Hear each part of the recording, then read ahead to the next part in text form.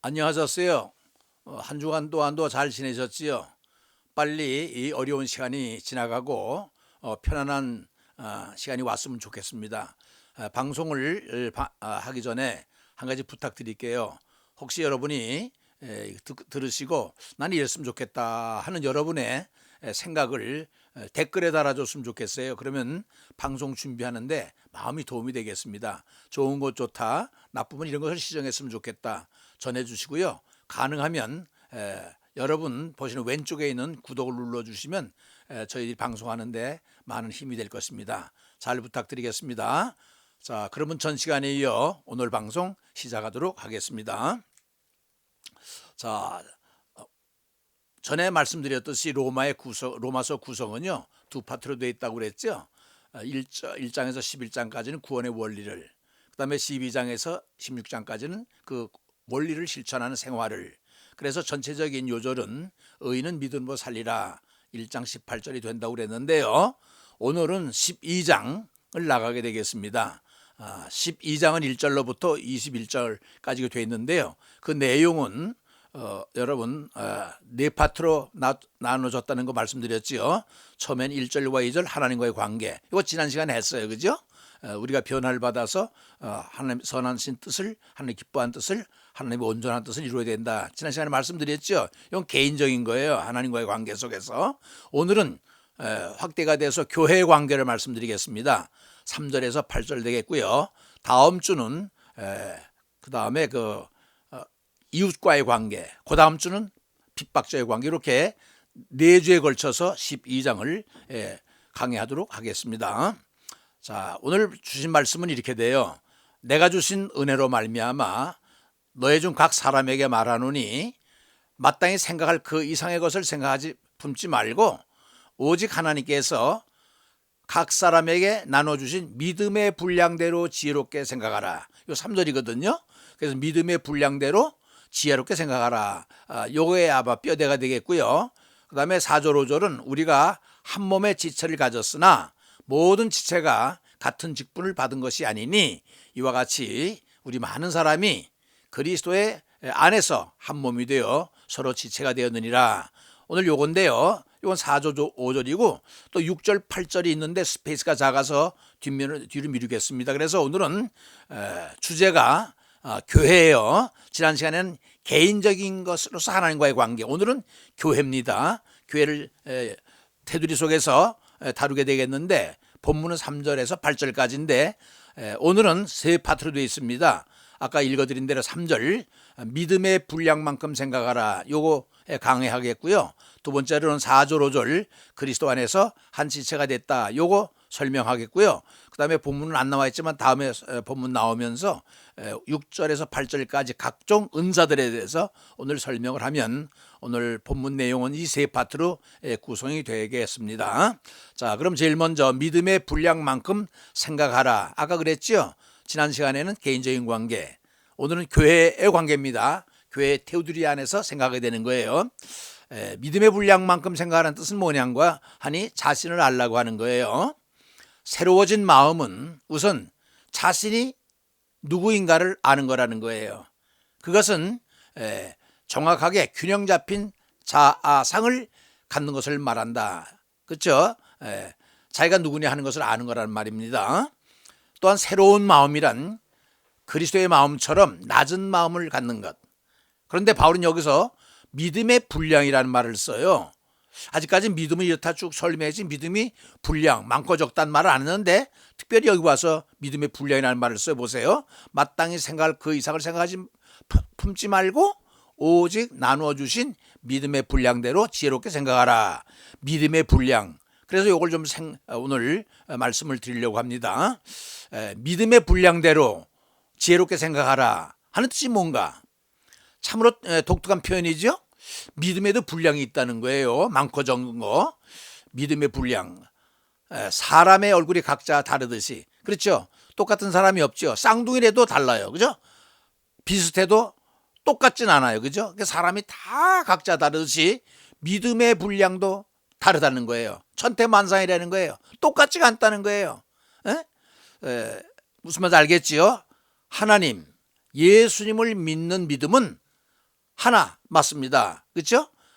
예수님도 한 분, 하나님도 한 분, 세례도 하나, 그렇죠? 한 분이에요. 하지만 그 하나님 한 분이신 예수님을 믿는 그 믿음의 그 모양은 다 다르다는 거예요. 근데 그래서 사도 바울은 그걸 분량으로 이렇게 표현을 했어요. 그러니까 적은 믿음도 있고 큰 믿음도 있고 넘치는 믿음도 있고 적은 믿음도 있고 별 볼 일 없는 믿음도 있고 대단한 믿음도 있고 여러 가지가 있다는 거예요. 알겠죠? 사람의 얼굴이 천태만상이듯 사람이 가지고 있는 믿음의 양도 다 다르다는 거예요.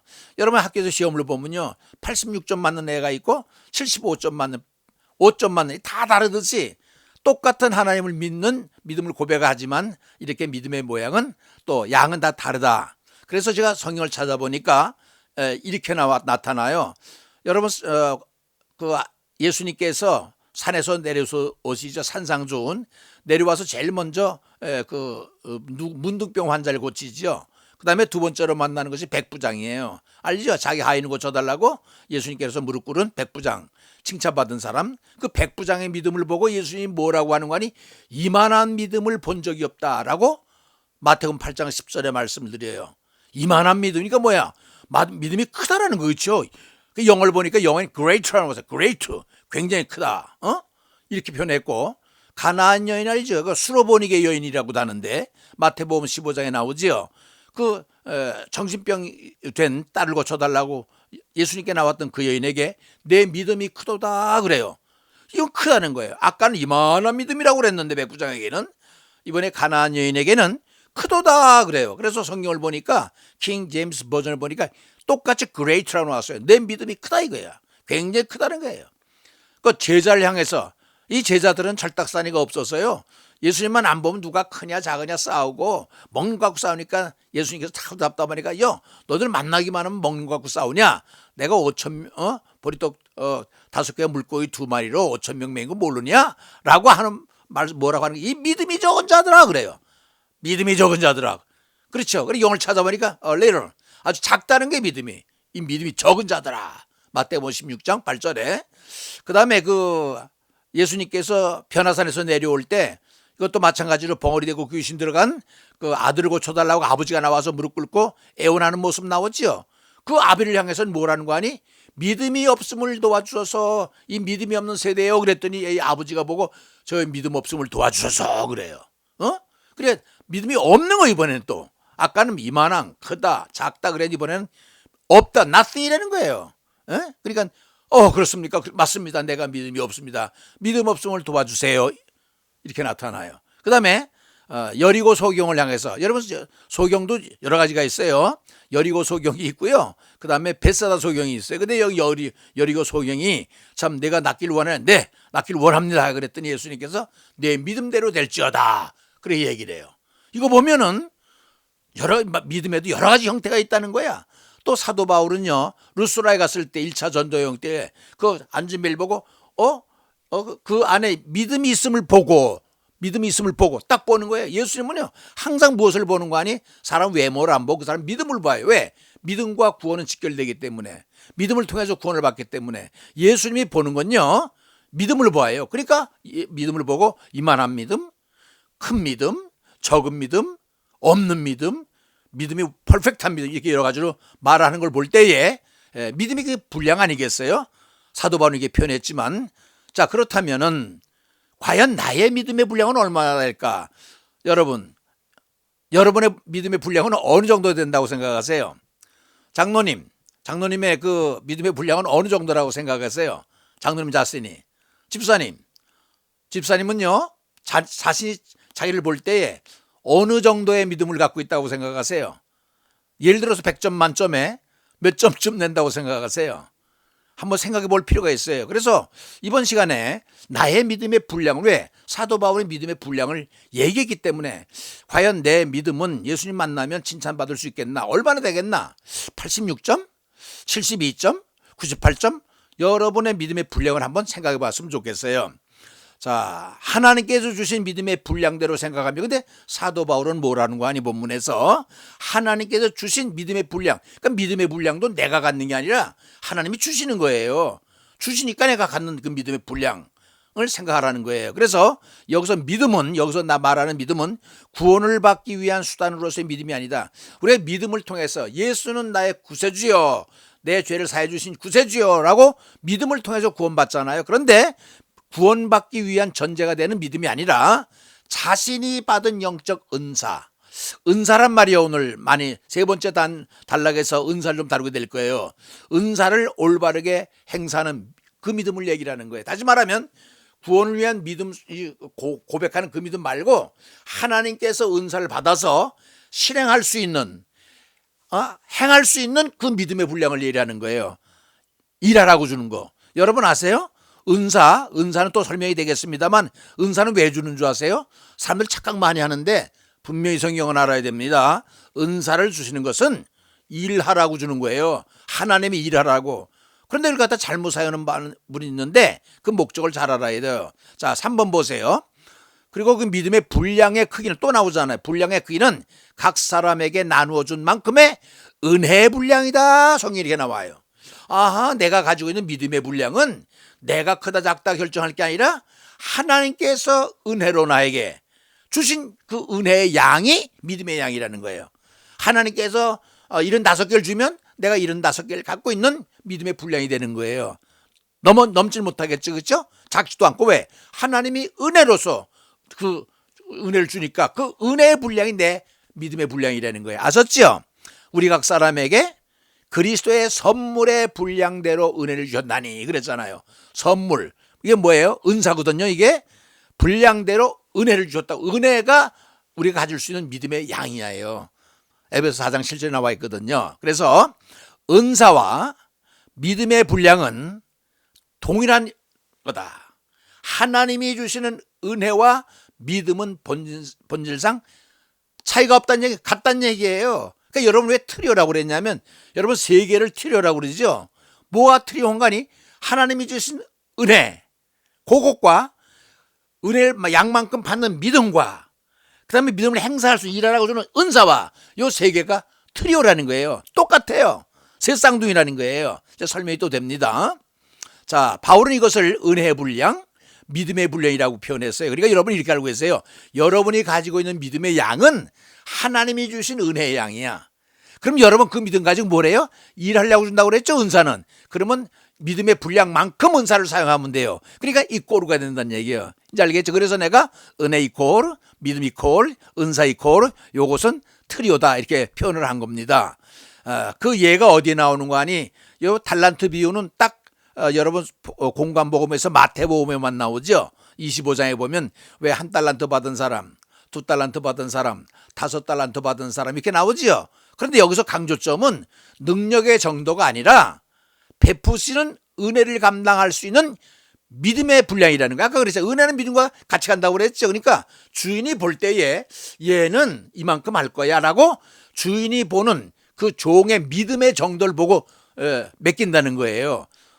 우리가 가진 능력 정도도 될 수 있겠지만은 그러면 한 달러 받은 사람은 속상할 거 아니야. 나는 뭐 1밖에 안 주나? 얘는 2달란트 받 이렇게 자기의 능력을 평가하면 문제가 되겠지만 그게 아니라 주인은 내가 감당할 수 정도를 성격을 다 알 거 아니에요. 이게 어느 정도 능력을 알고 있단 말이에요. 그러니까 그 믿음의 분량을 보고선 주인은 준다는 거예요. 그러니까 뭐냐면 주인이 주기 은혜 아니에요. 그 정도로 받는 믿음은 뭐라고 해서 믿음과 은혜의 양은 똑같다고 그랬잖아요. 그러니 많이 받았다고 교만해서도 적게 받았다고 열등해 할 필요가 없다는 거야. 그건 자기 그릇이니까.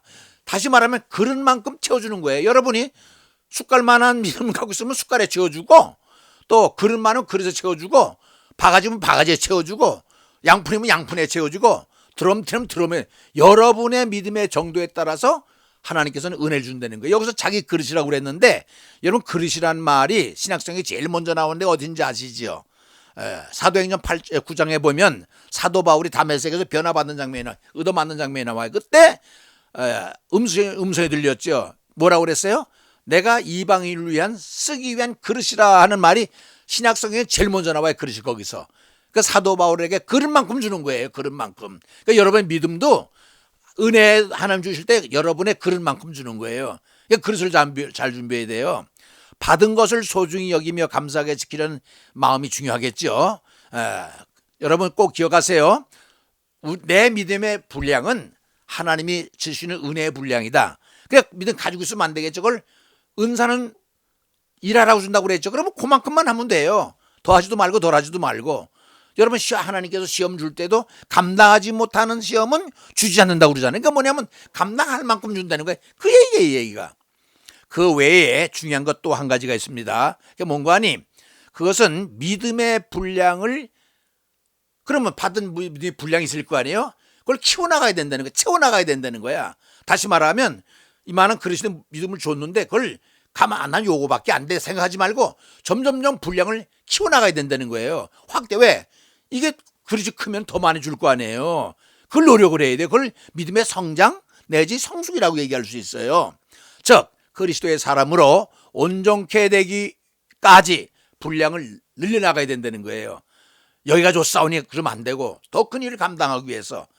그래서 고린도전서 12장 마지막 절에 뭐라고 그랬어요? 너가 큰 은사를 사모하라. 그럼 내가 더 큰 길을 너에게 보이겠다고 그러잖아요.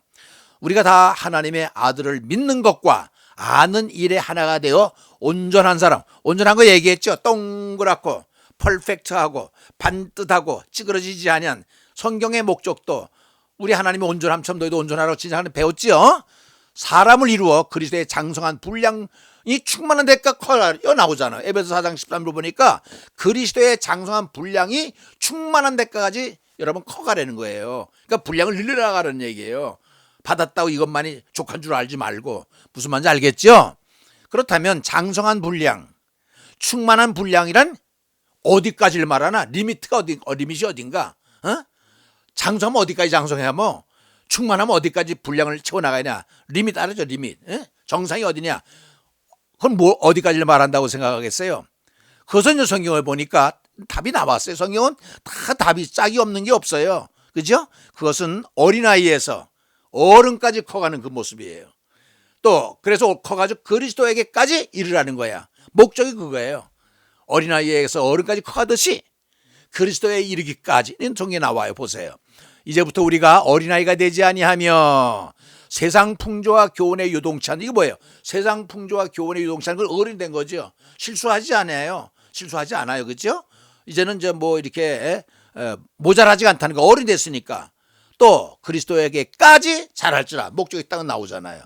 아하, 분량을 키워나가야 되는데 어른까지 되도록 또 그리스도까지 채워야 되는구나. 요게 15절에 나와요.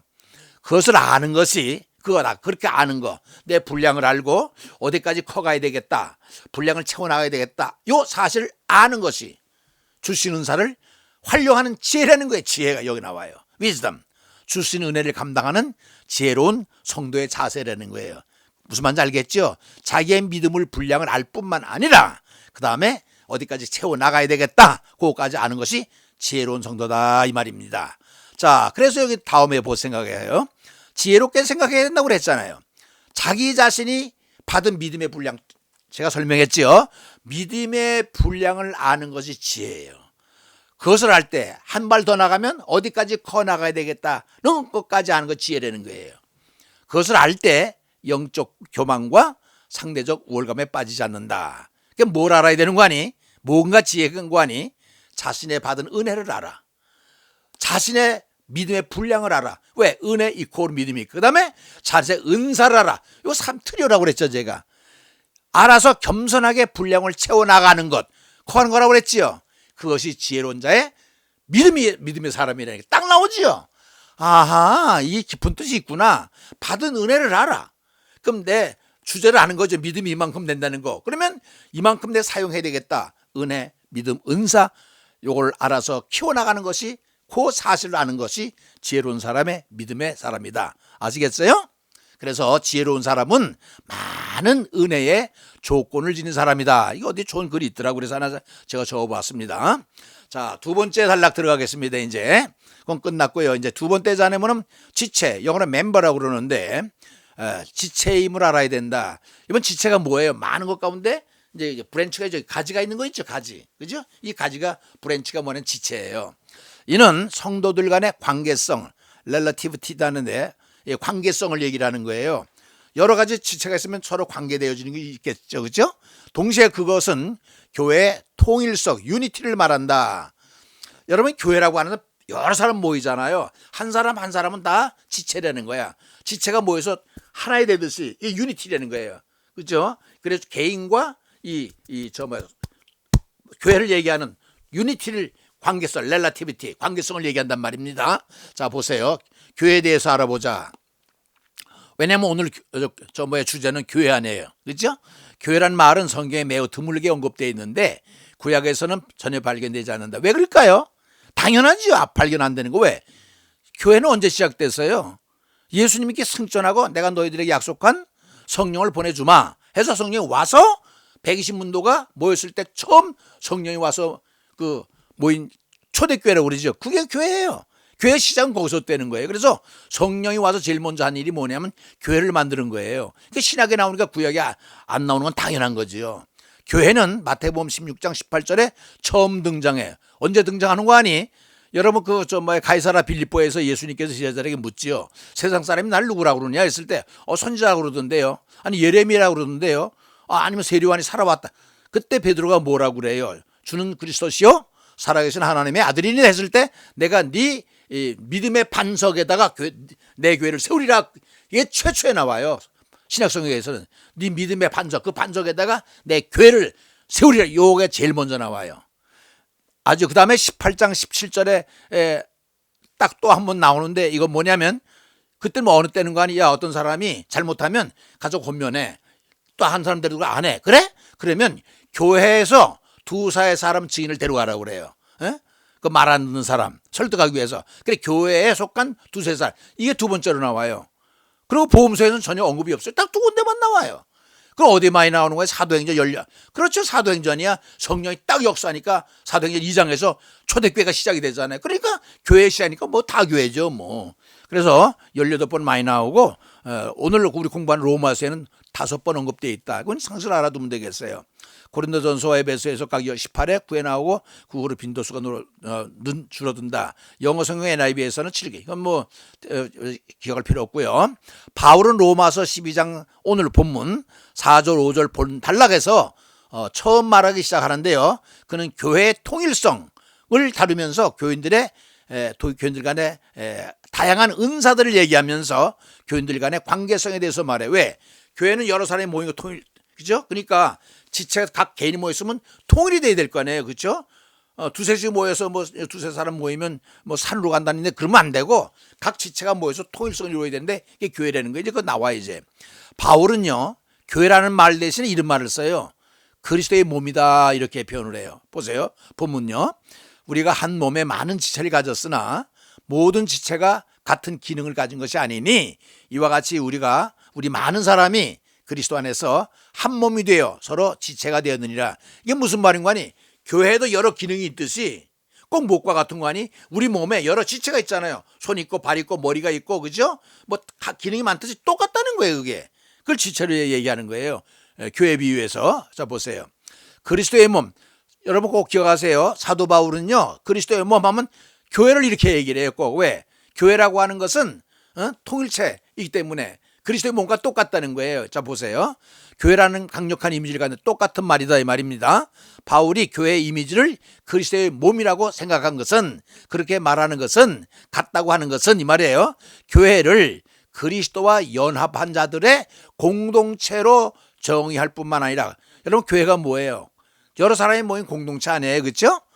오직 하나의 교회만 있다는 것을 가르치기 위해다. 뭐냐면 예수님은 한 분이잖아요. 하나님은 한 분. 그러니까 교회 하나의 얘기를 얘기해서 이제 그 그리스도의 몸이라고 얘기하는 거예요. 왜냐하면 예수님께서 하나의 몸을 가졌기 때문이다. 자, 그렇다면 교회란 무엇인가 생각해 보지요. 우리가 교회를 간다 할 때 그것을 건물 자체를 의미한다. 이게 뭐냐면 오늘 교회 간다 그러면 건물 얘기한다 이 말입니다. 그 내가 왜 이걸 달아놨냐면요. 이제 요거 오늘 꼭 필요한데 이게 어울리는 그 영어예요. 내가 여러분 중학교 3학년쯤 이거 배울걸요 아마.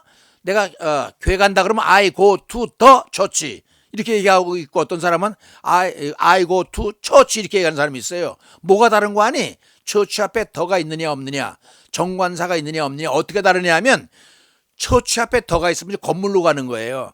내가 교회 목사님 만나러 갈 수도 있고 또 교회 운동제 참 이렇게 놀러도 가고 교회 도서관에도 갈 수 있고 또 제 친구를 만나러 이건 그 교회로 가는 거예요. 덕가 붙으면 건물을 얘기를 해요. 근데 덕가 빠지고 초치하면요 예배 보러 가는 거예요. 예배 보는 거. 그 똑같은 의미가 뭐냐? 스쿨도 그래. 스쿨도 아이고 더 스쿨. 스쿨 앞에 더가 붙으면요 학교 건물로 가는 거예요. 왜? 운동장에 놀러도 가고 담임선생님 만나기로 하고 친구 만나기로도 하고. 그런데 그 더가 없으면 고 투 스쿨 하면요 공부하러 가는 거예요. 공부하러. 그런 의미예요. 여기서 똑같아 그걸 설명하는 거예요. 여기서 교회는 그게 사람이라는 거예요. 뭐냐면 교회는 건물이 아니라 사람이라는 거예요. 무슨 말인지 알았죠? 그래서 내가 아까 건물과 그 예배 보러 간다, 학교로 간다 그런 걸 설명했는데 여러분 교회라고 하는 것은 교회 간다 그러면 건물로 가는 게 아니라 예배 보러 가는 건 그러니까 교회는 사람이라는 거예요. 다르죠? 하나는 형식, 하나는 내용. 이 사람이 내용이 되는 거예요. 알겠죠? 교회는 사람이며 존재함을 입은 공동체다. 그게 뭐냐면 사람끼리 모이니까 공동체죠. 그렇죠? 이거 굉장히 중요한 용어입니다. 교회는 사람이라는 거. 바울은 교회를 그리스도에게 연합된 사람이라고 그랬어요. 그죠? 보면서 가시적인 것보다는 눈에 보이는 것보다는 본질 즉 영적인 실제 리얼리티라고 그래요. 스피리추얼 리얼리티라고 하는 것이다. 뭐냐면 교회라는 건물 있죠. 건물 있지만 글리간이 아니라 그 건물을 이루고 있는 사람이 중요하잖아요. 그게 공동체라는 거예요. 그런데 그 공동체 중에서도 영적인 실체 한 단계 더 들어가죠. 건물에서 사람에서 영적 실체로 간다는 게 그게 진짜라는 거죠. 무슨 말인지 알겠죠? 영적인 공동체. 그렇게 얘기해야 되겠죠. 존 스토트라는 사람이 있어요. 제가 참 제일 좋아하는 사람인데 아까 그 사람이 얘기한 거예요. 이거 존 스토트라는 사람이 정의한 것처럼 교회가 하나님의 부름받은 공동체. 여러분 이제 히라보 원어로는요 에클레시아라고 그래요. 하나님께서 부름받은 공동체. 사람이겠죠. 여러분 우리 헌법에는요 장로교 헌법에는 교회를 두 가지로 나눠요. 헌법에는 유형교회와 무형교회. 유형교회는 뭐냐면 건물이 있는 거 아까 얘기했죠. 건물을 교회라고 그래요. 교회로구나. 근데 진짜 교회는 무형교회는 뭐냐면 교회 건물 말고 사람끼리 모이면 그게 교회라는 거야. 예를 들어서 교회 건물 따라 저 들에 나가서 두세 사람 모이면 그게 교회라는 거야. 무형교회. 이제 알겠죠? 건물이 있으면 유형교회, 건물이 없으면 무형교회인데 그래서 두세 사람만 모이면 벌써 교회가 되는 거예요. 왜냐하면 두세 사람이 모이면 영적 공동체 아니에요. 그렇죠? 굉장히 중요한 용어입니다. 두세 사람이 모이면요. 교회 된 거예요 벌써. 그러니까 교회가 형식적인 교회가 있고 형식을 떠난 사람을 중심으로 모이는 그걸 에클리시아라고 그런다고 그랬죠. 무형교회겠구나. 이거 꼭 알아두세요. 구약의 성도들은 예수 그리스도의 교회에 속한 것이다. 이게 무슨 말이냐니. 구약 성도들도 예수 그리스도의 교회에 속했대요. 교회라는 말이 구약에는 없는데 맞아요. 구약에는 없지만은 내용상 왜 아까 그랬잖아요. 교회 건물은 없어도 사람만 모이면 교회라고 그랬죠. 그러면 구약 사람들도 모였잖아요. 그러면 교회라고 할 수 있다는 얘기 이제 설명이 나와요. 왜냐하면 우리가 그리스도란 뜻이 뭐예요? 그리스도란 뜻은 기름 부음을 받았다. 누가 기름 부음 받아요? 옛날에는 왕하고 제사장만 받아요. 그래서 목사되거나 장로들도 기름 부음 받는 거예요. 그리스도란 뜻은 그러니까 기름 부음 받았다. 예수님의 이름이 뭐예요? 예수님의 이름은 예수고요. 그리스도는 직임이에요. 직임. 박정희 대통령 하면 대통령이 직임이잖아요. 박정희가 이름이고 똑같아요. 예수가 이름이고 그리스도는 직임인데 메시아는 또 뭐니? 메시아는 뭐냐면 우리를 구원할 자를 메시아라고 그래요. 그래서 그리스도가 오심을 바라보는 것처럼 그들도 내다보았다. 구약의 사람들도 그랬잖아요. 메시아가 오는 걸 기다렸잖아요. 구약의 사람들 기다리고 우리도 지금 기다리고 있잖아요. 그럼 뭐가 다르냐? 오늘 여러분 굉장히 중요한 거 하나 제가 설명하겠는데요. 자, 보세요. 제가 잘못 눌렀습니다.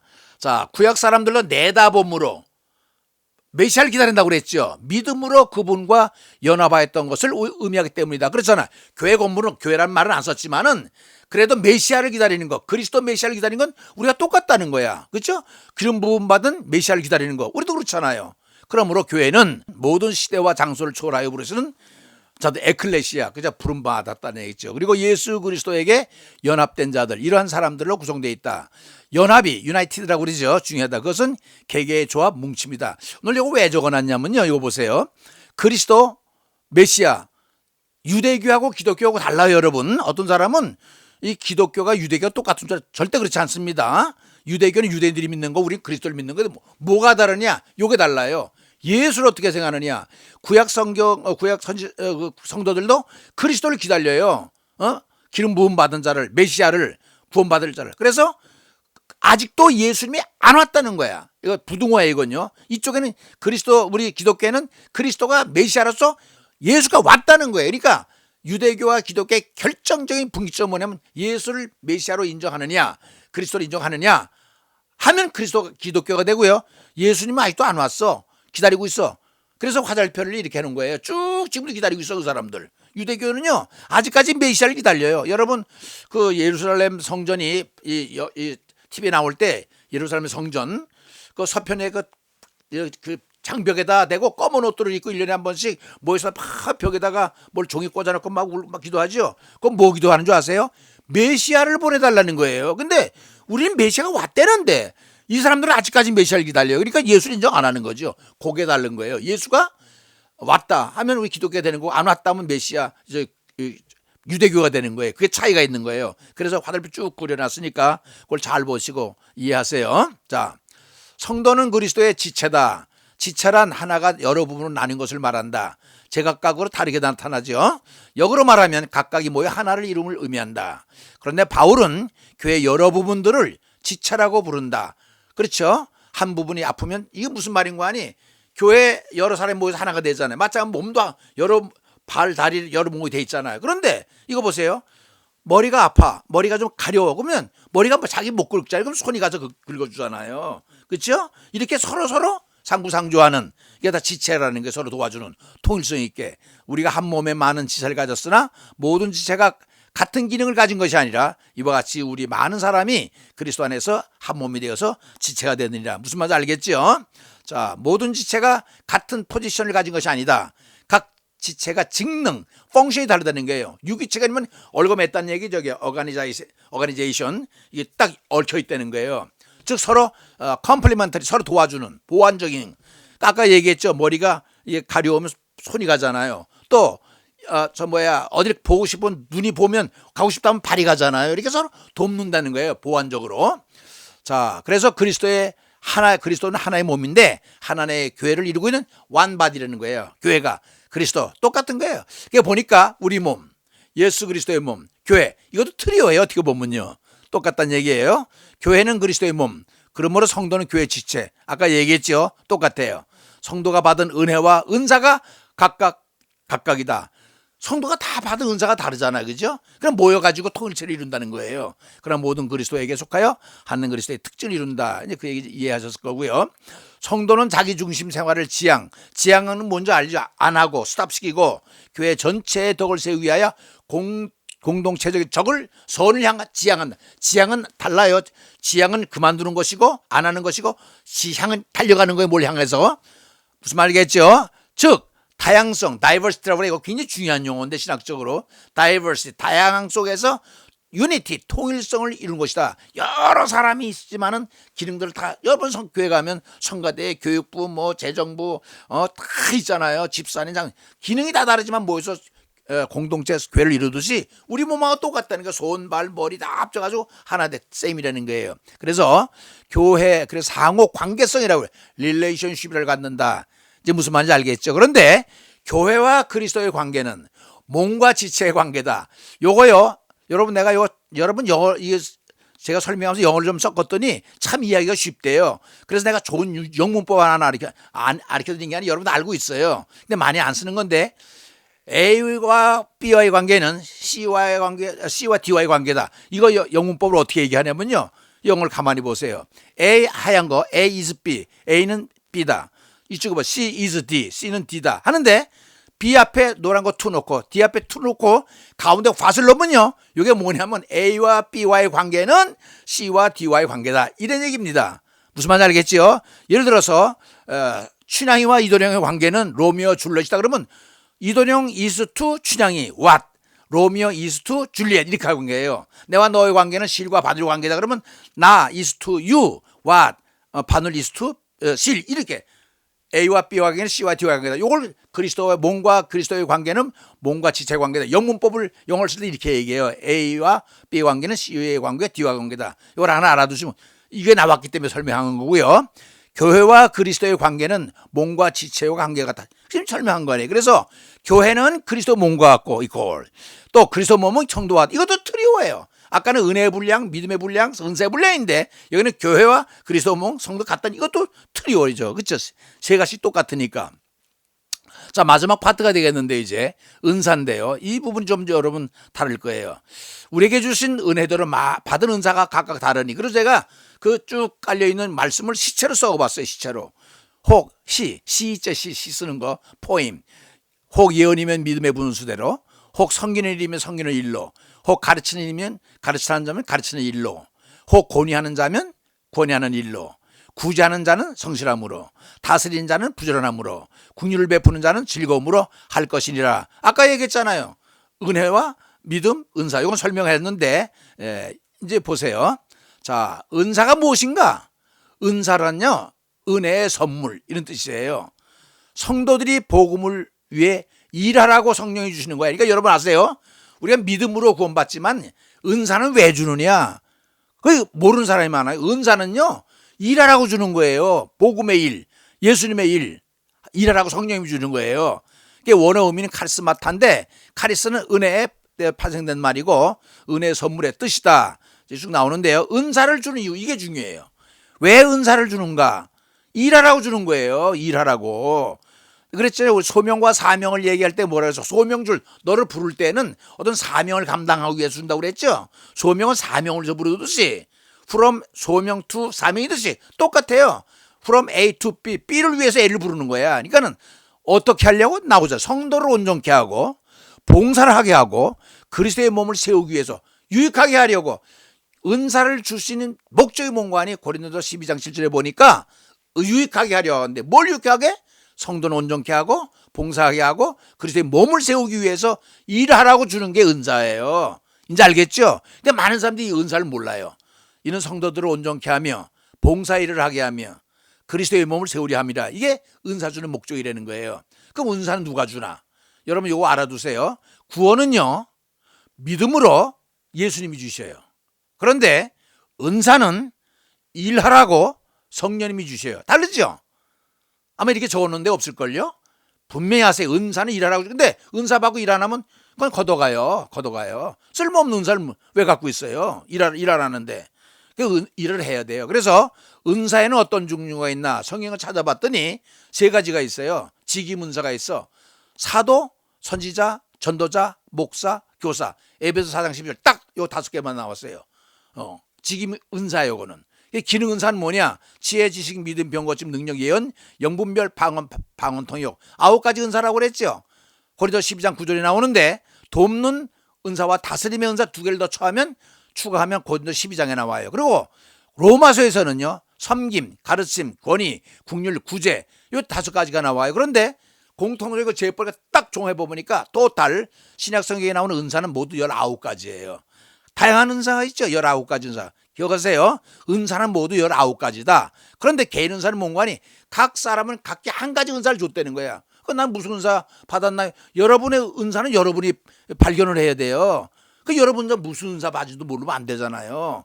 여러분 탤런트라는 거 있죠. 탤런트가 뭐 특기죠. 소질. 쟤는 아주 특징을 갖고 있어. 소질을 갖고 있어. 그거 탤런트라고 얘기하는데 탤런트는요, 안 믿는 사람은 탤런트라고 그래요. 그런데 그것이 믿는 사람을 딱 넘으면 그걸 갖다가 은사라고 그래요. 믿을 사람에게는 은사, 안 믿는 사람에게는 탤런트, 특기, 소질. 이게 개인 은사. 여러분 이 방송 들으면서 여러분 무슨 은사를 받았나 발견해야 돼요. 나는 없다고요? 아니요. 한 가지씩은 다 갖고 있어요. 발견을 못했을 뿐이지. 발견 못하니까 못 쓰는 거 아니겠어요? 그러니까 오늘 이 시간을 통해서 여러분 무슨 은사를 받았나 발견해야 돼요. 은사는 여러 가지나 성령은 같고 직분은 여러 가지나 주는 같으며 또 사역은 여러 가지나 모든 것을 모든 사람 가운데 이루시는 하나님은 같으니 각 사람에게 성령을 나타내심은 유익하게 하려함이라. 성령을 주시는 목적이 유익하게 하려 한다는 거예요. 자, 은사를 주신 이유가 아까 그랬죠. 유익하게 하려고. 특히 교회 공적 무슨 유익이에요? 교회 공적, 교회 덕을 세우라고. 교회 이익을 위해서 하라는 얘기예요. 에? 교회는 유기적인 관계 속에 서로 보완적 관계에 있다고 그랬죠. 그 은사를 활용해서 지체로서 여러분의 의무를 다함으로써 이 교회를 일궈 나가라는 거예요. 찬양을 은사 받은 사람은, 교육 은사 받은 사람은, 또 몸으로 일하는 사람은 다 직분이 다르니까 다 모여가지고 하나의 공동체 교회가 되듯이 그렇게 일하기 위해서는 자기 은사를 발견해야죠. 그래서 은사는 성령, 이 위에 있는 말씀을 요약을 하면 은사는 성령님이 주시고 직분은 주님이 주신다고 그랬어요. 그죠? 사역은 뭐예요? 하나님이 주시니까 삼위일체가 동원된 거지요. 알겠죠? 이걸 꼭 알아두시면 좋겠고요. 은사를 주신 이유는 일하라고 주시는구나. 주체는 누구냐? 성령님, 주님, 하나님 이름 되겠습니다. 자, 은사의 정리를 한번 보세요. 삼위삼력 아까 얘기했죠. 은사의 근원은 누구예요? 로마서에서는 성부 하나님이라고 얘기하고 있어요. 근데 에베소에서 성자 하나님이라고 그랬어요. 은사 근원은 하나님인데 고린도전서에서 은사 나오는 것은 성령 하나님이 주신다 이렇게 나와 있고요. 그거 다르죠. 은사의 목적은 아까 그랬죠. 그리스도의 몸을 세우는 거야. 몸을 세워서 덕을 세우게 하는 거. 유익하게 교회의 덕을 세우게 나오네요. 여기요. 그죠? 그 교회 덕을 세울 뿐만 아니라 개인적으로도 많은 덕을 세우죠. 유익하죠. 그래서 은사에는 다양성과 통일성이 있다.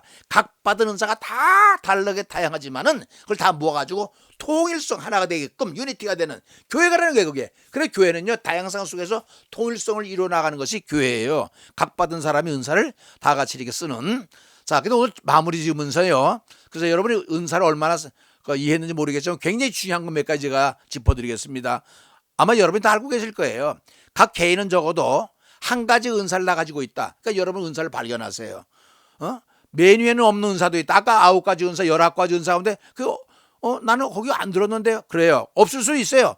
사랑도 거기 없잖아요. 기도도 없고 찬양도 없고 예배도 없고 그렇죠?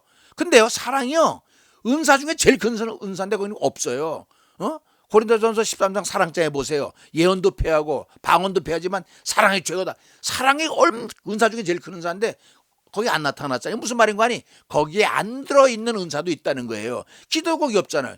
기도 얼마나 잘해요. 찬양을 얼마나 잘해요. 예배 잘 드리는 사람이 얼마나요. 봉사하는 사람이 얼마나요. 저기 19가지 안 들어있지만은 여러분이 가지고 있는 독특한 그 은사가 있으니까 그걸 발견하라는 거예요.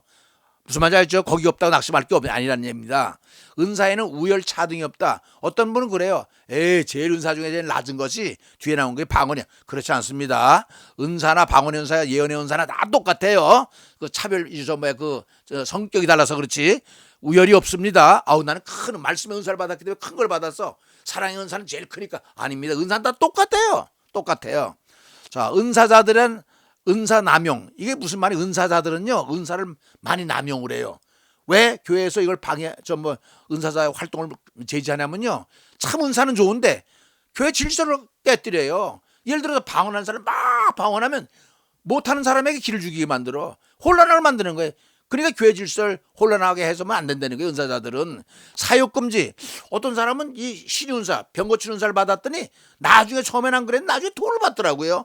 그거 안 되는 거예요. 이렇게 하면요. 어떤 사람은 또 구국재단, 나라 위해서 재단 쌓는 건 좋은 거죠. 그러나 그 재단이 모든 것이 교회 활동 안에서 질서를 지켜야지 특별히 함으로써 교회 질서 깨뜨리면요 그 은사는 잘못 사용하고 있으니까 은사자들은 특별히 주의해야 돼요. 어떤 사람 그래 천국 갔다 왔다. 난 지옥을 경험했다. 죽었다 살아난 사람. 근데 제가 보니까 우리 집안에도 그런 사람이 있어요. 죽었다 3일 만에 살아난 사람이 있는데요. 천국 지옥을 다 봤어요. 그리고 와서 여기서 얼마나 잘 믿는지 몰라요. 그런데 이런 특징이 있더라고. 신체적 허약 같은 사람이 건강해질 때 그런 체험을 하든지 아니면 다른 신을 섬긴 사람 불교를 섬기든지 다른 신을 섬기다가 기독교를 믿으면요 그런 은사가 따라와서 은사 활동하는 사람이 있어요. 여러분 그러나 그런 게 있어도 좋아요. That's okay. 그러나 그 은사 활동을 교회의 질서를 깨뜨리면 절대 안 된다는 거예요. 왜? 교회는요 주님의 몸이라고 그랬잖아요. 그러니까 주님의 몸을 상하게 하면 되겠어요. 절대 교회 질서 깨뜨리면 안 됩니다. 그리고 그 은사는 개인적으로 사용하면 안 되는 거예요. 절대 우리 집안에도 그런 사람이 있어요. 그래서 내가 하나님 아버지 저 은사를 걷어가달라고 그랬어요. 왜냐 잘못 사용하더라고. 하다 보니까 자기도 모르게 병 고치면 돈을 받더라고요. 그거 되겠어요? 안 됩니다. 자, 사역자들은 은사를 무기로 활용해야 된다. 좋은 무기입니다. 예를 들어서 어떤 사람이 믿음이 약하면 믿음을 세워주고 말씀이 약하면 말씀으로 권면하고 또 앞일이 어떻게 되면 이렇게 예언에 따라 세워줘야 되는데 나쁜 무기로 쓰면 안 된다는 거예요. 아까 돈을 요구하거나 또 여자 문제라거나 또 남의 사생활 막 예언한다고 그래서 함부로 예언해요. 그 남의 비밀을 다 드러내는 거예요. 어떤 사람 모였는데 그래요. 어떤 여자 보고 당신 그 남자하고 손 끊어야 돼. 아, 처녀한테 그런 말을 하는 사람 봤어요. 그 은사자인 건 인격이 잘못된 거예요. 남의 비밀을 공적인 자리에서 들통나면 되겠어요? 절대 그러면 안 되는 겁니다. 사역자들은 은사를 좋은 무기로 써야지 나쁜 무기로 쓰면 안 된다는 거예요. 특히 함부로 예언함을 조심하라. 내가 그랬잖아요. 남의 사적 비밀을 막 드러내요. 그럼 개인적으로 불러서 권면하든지 할 텐데 많은 사람 가운데 막 나오는 대로 뭐 저 남자고 어쩌고저쩌고 그 사람 얼마나 창피해요. 구말리 같은 처녀한테 남자한테 뭐 여자 문제가 복잡함 이런 말 하면 안 되는데 막 하는 사람이 있어요. 그건 은사자의 인격의 문제예요. 그 함부로 하면 안 되는 거예요. 이게 은사 받은 사람은 굉장히 조심해야 돼요. 교회 앞에서도 그렇고 사람 앞에서도. 그래서 제가 볼 때 제가 좋아하는 말씀을 적어놨어요. 사도에 표된 것은 참음과 표적과 기사와 능력을 행하는 것이라. 적어도 사도가 되려면 능력이 있어야 돼요. 사도 바울도 삼승천에 올라갔지만 자기가 올라갔단 말 안 했어요. 고린도 후서 보면요, 내가 아는 사람이 있는데 자기가 올라갔지만 겸손하게 남이 올라간 것처럼 쓰잖아요. 3인칭으로. 그러니까 여러분 이 은사 받은 거 자랑하면 안 되고 오로지 복음을 위해서, 주님을 위해서 좋은 도구로 써야 되는 거예요. 나쁜 도구로 쓰면 안 됩니다. 그래서 지금까지요, 은사자 끝까지 롱런한 사람 못 봤어요. 부흥사도 그래요. 부흥사 이성복 목사 외에는 다 실수하는 것 같아. 나중에 결국은요 나쁘게 끝나요. 왜 그래요? 귀한 은사를 나쁘게 사용하는 거 그렇잖아요. 그러니까 조심하라는 거예요. 오직 성령의 나타나심과 하나님의 능력. 사도 바울이 얘기한 거 아닙니까? 내 말에 전도함은 오직 성령 나타나심과 하나님의 능력에 사로잡혀야 되는데 사람의 사로잡힌 그래요. 여러분 어떻게 이해하셨는지 모르겠지만은 은사분을 여러분 꼭 유의하셔서 여러분이 무슨 은사를 받으셨나 잘 활용하셔서 복음에 또는 교회 덕을 세우는 여러분 되시기를 주의 이름으로 축원을 드립니다.